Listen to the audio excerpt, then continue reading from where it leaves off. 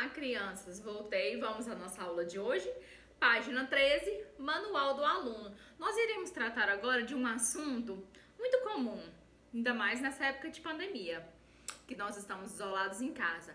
Mensagens instantâneas. Um aplicativo muito usado hoje em dia é o WhatsApp, não é mesmo? Mensagem de texto instantânea. Foi por meio de uma mensagem de texto instantânea enviada à emissora de televisão que o tio Luiz conseguiu participar do Jogo do Milhão.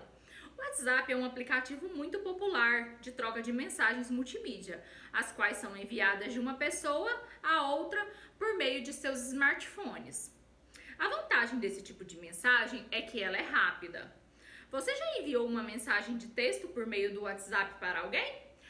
Muitos de vocês sim, né? Vocês me enviam mensagens pelo WhatsApp. 2. Geralmente a linguagem utilizada em mensagens trocadas por esse meio de aplicativo, ela é formal ou ela é informal? Formal, ou seja, ela é mais cuidada com observâncias de regras de gramáticas, ou ela é informal? Ou seja, mais descontraída, com o uso de um vocabulário mais simples e sem grandes preocupações com a gramática. Então, agora nessa época que a gente está trocando mensagens, né, nós professoras trocando mensagem com alunos, com pais, a gente tem até às vezes que tomar muito cuidado. Por quê? Porque o WhatsApp ele sempre foi muito informal. Então você vai escrever você põe lá um VC, não é mesmo? Um beijos, você põe lá um BJS. Eu mesmo faço muito isso. Por quê? Porque a gente é acostumada a tratar o WhatsApp de forma muito informal. Então agora eu estou tendo que ter mais esse cuidado de colocar vocês, para, vírgula, ponto. Então, mas o WhatsApp, ele é um aplicativo de troca de mensagens informal, não é mesmo? Onde você troca emojis, figurinhas, manda imagens. Então ele é um texto informal. 3. A pessoa que envia a mensagem de texto e a que recebe são chamadas respectivamente de remetente e destinatário ou destinatário e remetente. Então, respectivamente quer dizer o que vem antes e o que vem depois. Então, a pessoa que envia a mensagem, ela é o remetente e quem recebe é o destinatário. Leia a mensagem que o tio Luiz recebeu da emissora após a inscrição e descubra o número dele no sorteio dos participantes do Jogo do Milhão, certo? Aí vocês fazem essa continha aí. Eu tô falando que o seu número de sorteio é o quíntuplo de 1278. O que é o quíntuplo? Quíntuplo é 5 vezes, isso a gente já estudou. Você sabe o que significa quíntuplo? Como podemos calcular esse número descrito na mensagem? Converse com seus colegas e professor. Então, a gente já conversou sobre o quíntuplo. Então, vocês já sabem certinho? Então, só respondam essa 4 aí pra ti. As outras a gente já respondeu. Agora, nós iremos começar mudando ou associando a ordem dos fatores. Nós também já estudamos isso. Começamos a estudar. Que o quê? Que a ordem dos fatores não altera o produto, não altera o resultado, não é mesmo? Eu tenho aqui, 2 vezes 4, não é 8? E 4 vezes 2, também não é 8? Aqui não tá alterado, que não vem depois? Então, na multiplicação, a ordem dos fatores não altera o resultado, é sempre igual. Durante o comercial, o patrocinador oficial do programa, Bombons Delícia, informou que o ganhador do bloco seguinte do programa receberia de brinde uma caixa de bombons. Urbano quis saber quantos bombons o participante receberia. Ele olhou para a caixa de bombons e pensou em 2 formas diferentes de calcular a quantidade total de chocolates que havia nela. Ajude-o a fazer os cálculos, completando os espaços a seguir com os números adequados. Adição. Como que ele vai fazer essa conta em adição? Ele vai somar o quê? 1, 2, 3, 4, 5.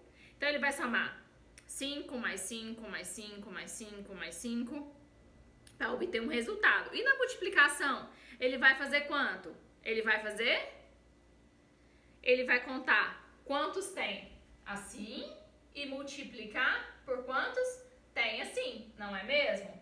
Aqui eu tenho quantos? 7 e aqui 5, não é mesmo? Então, ele vai multiplicar 7 vezes 5. E aqui embaixo você vai fazer o outro tipo, ó. Fator vezes fator. Então, ó, 7 vezes 5, que é igual a quanto? Depois, na de baixo, a caixa de bombons já está num formato diferente. Então, a adição que ele vai fazer vai ser o quê? Ele vai contar quantos bombons tem em pé, que são 7. 7 mais 7 mais 7 mais 7 mais 7, não é mesmo? Vai dar um total. Depois, ele vai fazer a multiplicação, que vai ser o tanto de bombons que tem aqui vezes o tanto que tem aqui, que vai ser o inverso disso aqui, ó. 5 vezes 7, não é mesmo? Que vai dar um resultado. E aqui ele também vai fazer o inverso. Vai ficar 5 vezes 7.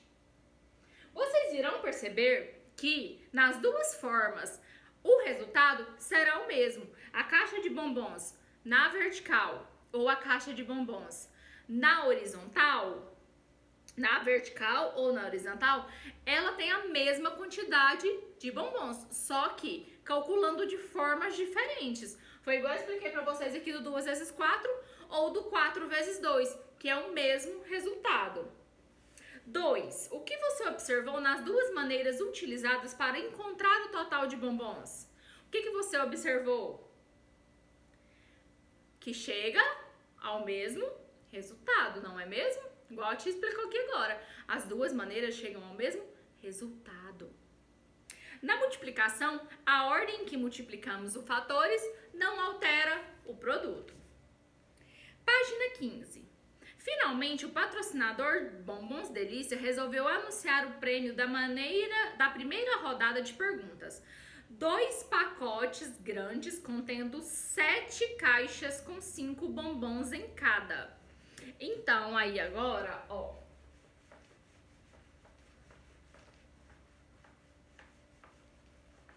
Deixa eu apagar aqui para ficar mais fácil para vocês visualizarem. Eu tenho agora, primeira informação que eu tenho aqui, que são 2 pacotes grandes. Então, são 2 vezes. Eu tenho 7 caixas com 5 bombons dentro. E essa é a minha multiplicação. O outro competidor também havia levado um prêmio. Ó, o outro competidor também havia levado um prêmio. 5 pacotes contendo 2 caixas com 7 bombons. Ó, 2 caixas contendo 7 bombons vezes 5 pacotes, não é mesmo? Urbano achou esse o melhor prêmio do jogo. Ele ficou imaginando quantos bombons cada participante ganharia. Vamos ajudá-lo a descobrir? Preencha os espaços a seguir com os resultados das operações indicadas. Vocês vão fazer essa expressãozinha numérica, certo? Lembrando que eu tenho parêntese. Então, o que eu vou resolver primeiro? Os parênteses. Eu repito 2 vezes, resolvo o parênteses, para depois eu resolver o resto. Aqui, começa por parênteses, eu resolvo o parênteses. Em uma expressão numérica, eu sempre resolvo primeiro os parênteses, para depois resolver o restante. Por quê? Porque o que está entre parênteses é o que vai determinar o meu resultado da minha multiplicação. Se eu multiplicar aqui primeiro, ó, 2 vezes 7, 14 vezes 5, vai ficar errado, não vai dar o mesmo resultado, porque não é essa a lógica da multiplicação que eu pretendo utilizar, certo? 4. Mesmo resolvendo as multiplicações de maneira diferente, o que aconteceu com o resultado? O resultado, ele é igual ou ele é diferente? Na multiplicação, a ordem em que associamos os fatores não altera o produto, ou seja, tanto faz se for os mesmos números na multiplicação, não importa se é 2 vezes 7 vezes 5 ou se é 2 vezes 7 vezes 5. O resultado será o mesmo, porque não importa a ordem dos fatores, o produto será o mesmo, certo? E vocês irão estudar os fatos da multiplicação do 6 ao 9. Nós teremos aí um ditado ao final da semana, certo? Eu volto amanhã com vocês. Beijos, muita saudade, como sempre, né? Mas logo isso vai passar. Tenho fé em Deus. Beijos.